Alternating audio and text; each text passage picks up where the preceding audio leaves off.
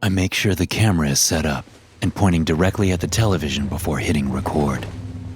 The room is sparsely furnished. There's a comfortable black office chair set in front of a white desk with a television and a Betamax player on its broad surface.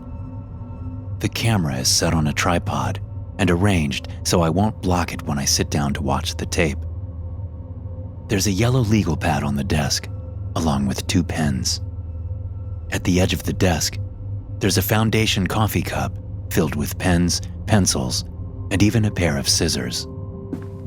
I also have a cup of steaming coffee ready to go, although if my supervisor came in and saw the beverage, I'd get a stern talking to.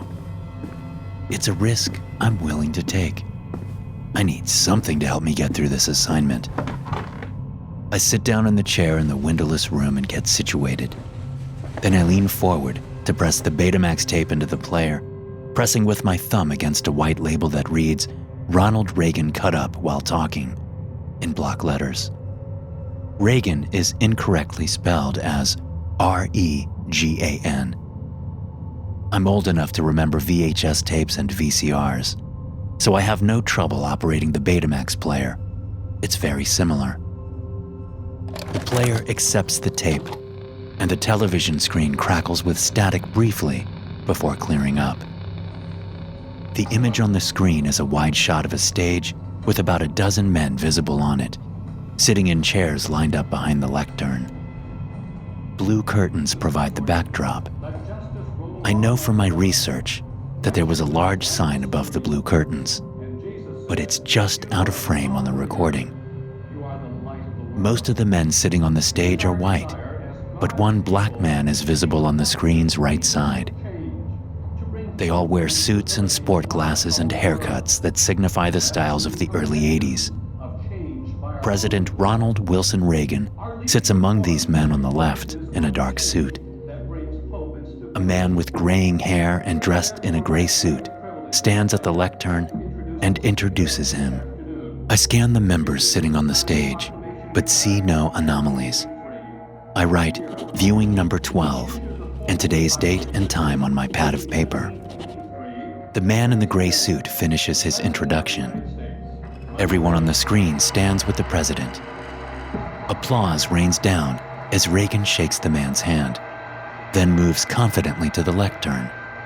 The tape is a recording of Ronald Reagan's speech to the National Association of Evangelicals in Orlando, Florida, on March 8, 1983. It's famous for his use of the words "evil empire" in describing the Soviet Union. But the tape I'm watching isn't the same speech, at least not after a minute and 10 seconds. No, things go off the rails after that. But it's never exactly the same twice. I watch and listen closely as Reagan starts his speech, thanking all the politicians and evangelicals around.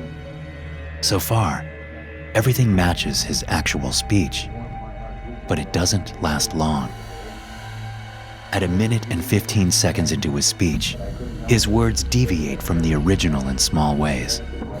A different phrasing here, a strange remark there. But it's not a dub-over. Reagan's lips move with the words. Then, at around the 5-minute mark, a cut appears on the left side of his forehead, as if someone sliced him with an invisible knife.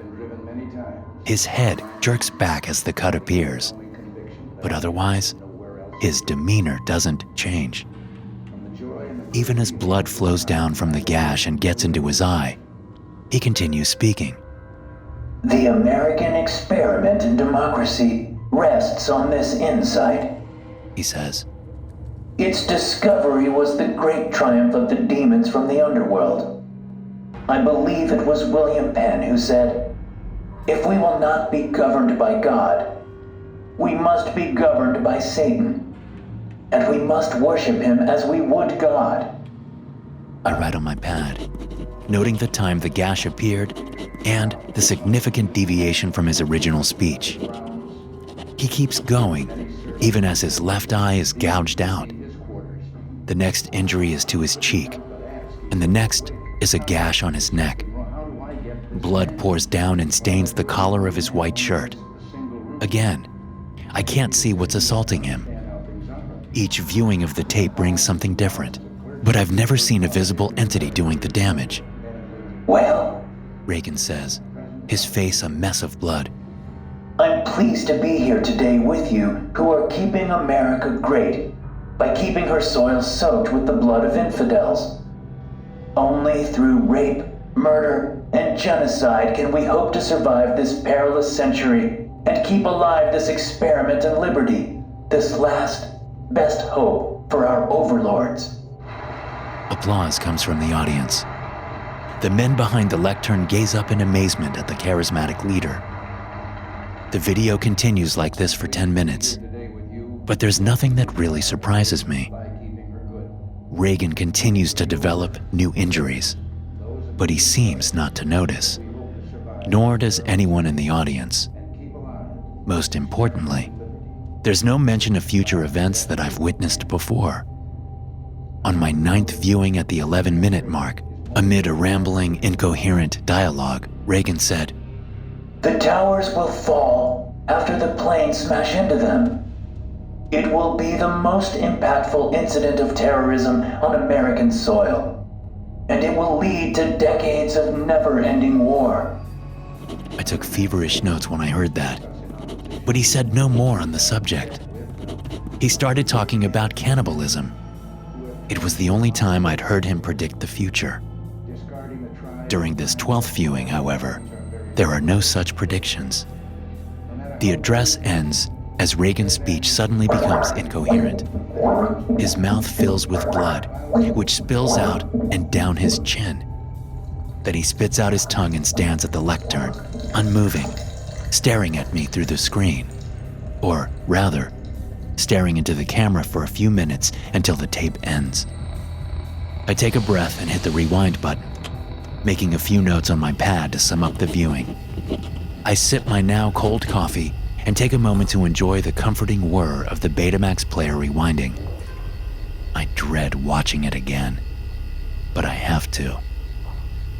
Not for the first time, I think about the name Ronald Wilson Reagan. 3 names, 6 letters in each name. 666. It's probably nothing, just a coincidence. I stand up and leave the room to heat my coffee up in the break room microwave down the hall. The facility I'm in is minimum security.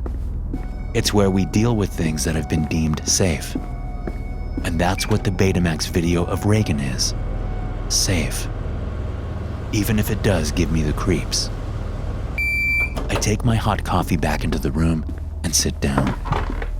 Steeling myself, I press play again and watch as the minute and 10 seconds of normalcy goes by.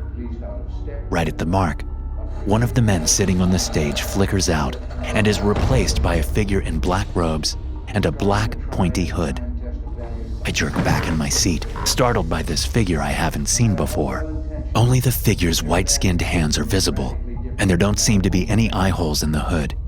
It sits patiently, its hooded head turned toward Reagan as if listening intently. Judging by its hands, I assume it's a man, but I have no way to verify. Reagan's speech deviates wildly as soon as the black figure shows up. He doesn't seem to be speaking to the entire audience, as he has on all other viewings. Instead, he looks straight into the camera, as if he's looking right at me. Toward the middle of his speech, he suddenly veers back to familiar territory. More than a decade ago, a Supreme Court decision literally wiped off the books of 50 states, statutes protecting the rights of unborn children, he says.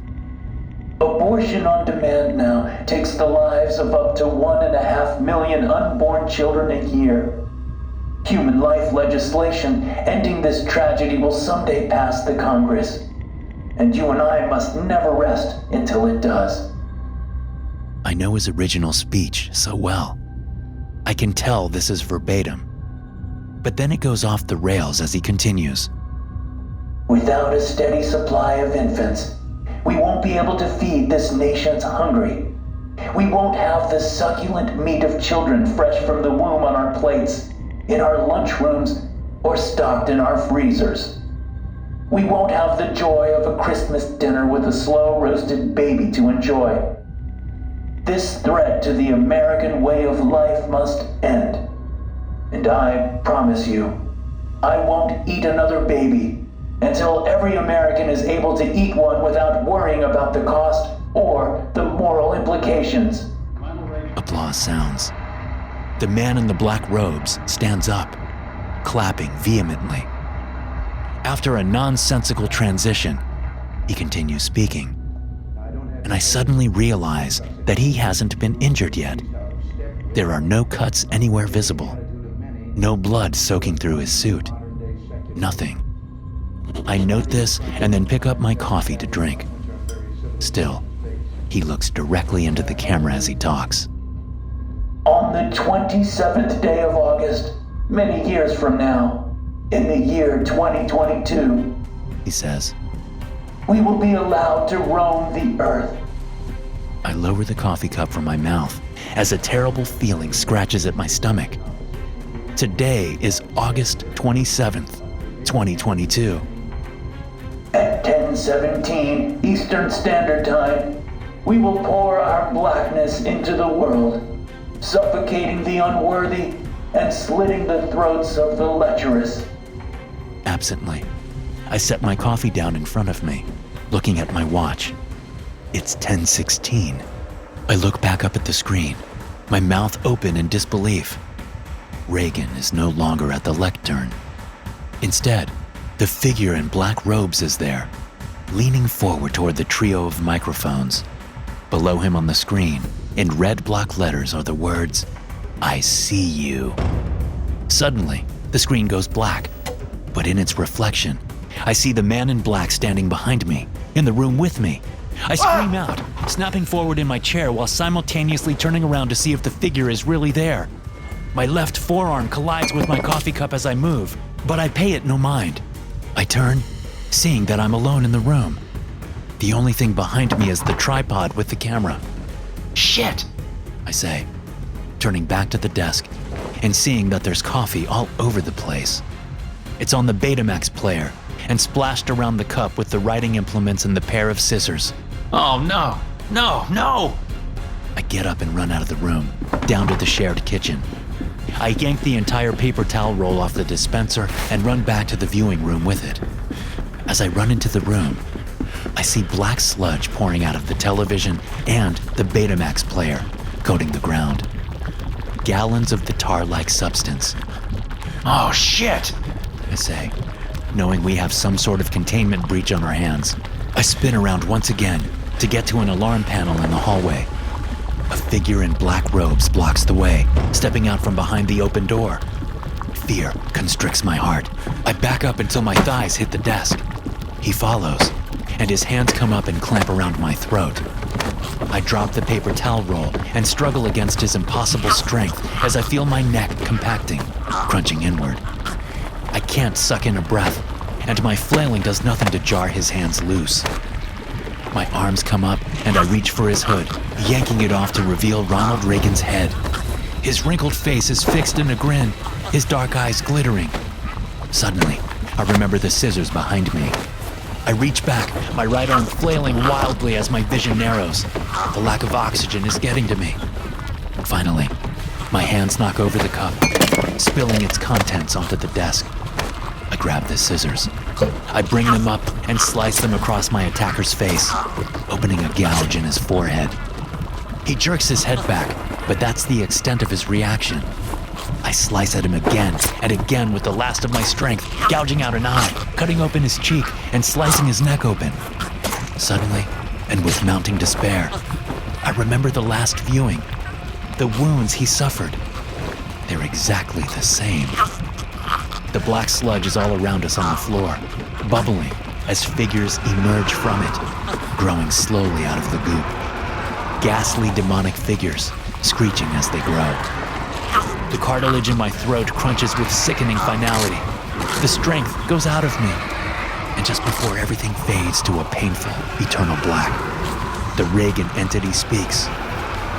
we will pour our blackness into the world, suffocating the unworthy and slitting the throats of the lecherous. SCP-1981 is a standard Betamax tape. Laboratory analysis indicates that the tape is made of ordinary material and features serial numbers corresponding with home cassette tapes produced in September of 1980. SCP-1981 was initially encountered by a filing clerk in the Ronald Reagan Presidential Library in 1991, who upon watching it alerted the police, with the intent to find the tape's creator to press obscenity charges. A low-level police investigation was conducted, at which point the Foundation was alerted and was able to secure SCP-1981. Class A amnestics were administered. Further investigation of the library's records by Foundation personnel failed to yield any leads on SCP-1981's origin. The tape appears to be an amateur recording of former United States President Ronald Reagan delivering his Evil Empire speech to the National Association of Evangelicals at Sheraton Twin Towers Hotel in Orlando, Florida, on March 8, 1983.